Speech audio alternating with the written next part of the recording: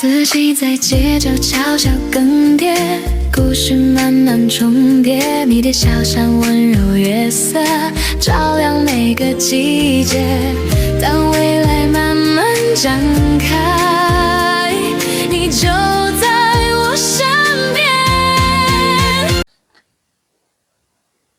Well, let's say what we know about parenting and how we can actually bring up our children to be better.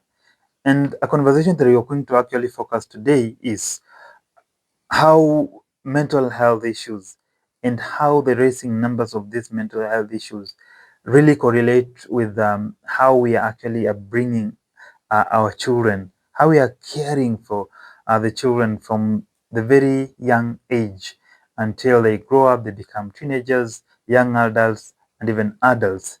Is there any correlation of how we are actually taking care of them and the rising cases of mental health issues?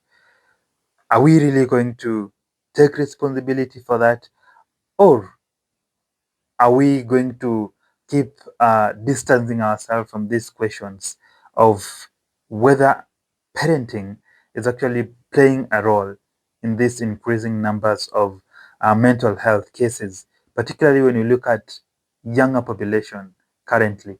A lot of mental health issues. Talk about depression, talk about bipolar, talk about anxiety, talk about ADHD in young children. Many of these conditions actually as a result of mood, emotions, and emotional dysregulation. Is there any correlation of how we are bringing up these children and these rising numbers of mental health issues?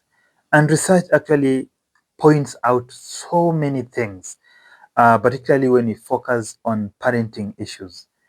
And looking at the early age of these children upbringing, we realize that there is a very, very, very big uh, correlation between the attachment issues, the primary care, who is actually being or playing part with the primary care of this child, and how it's actually affecting the development of these children going forward. And I want you to listen to this. So the first 3 years is what we call the first critical period of brain development. There's two critical periods of brain development. One is 0 to 3, and one is adolescence, or 9 to 25. And so I've written 2 books that are out now about each of these critical periods of brain development, but the first one's the most important. And 85% of the right brain, or the social emotional brain of a child, is developed by the age of 3. Wow. And the environment has everything to do with whether that part of the brain develops in a healthy manner. So, it's an inconvenient truth to say that that is a really important and critical period for that child to feel safe and secure and to have a primary attachment figure as physically and emotionally present as possible.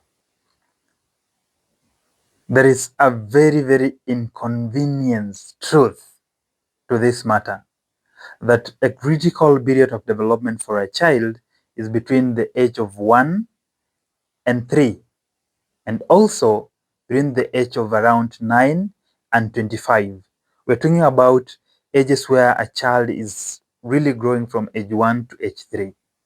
Very critical for emotional regulation development. And then we talk about the ages of around 9 to 25 years old. Around this age is where the children is going through what we call adolescent period. And you're saying is very, very important, particularly when you pay attention to this age of 1 to 3.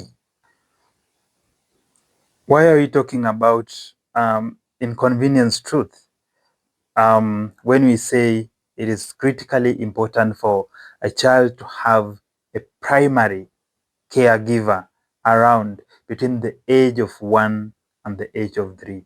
It's really because who is the primary caregiver or attachment figure to the children at the age of 1 to 3 years? These are mothers. And when we say inconvenient truth, is because today's mother is how they are working. And a lot of times, children will be put into daycare and they grow up in daycare, meaning from the age of 1 to the age of 3, these children did not grow up with their primary attachment figure.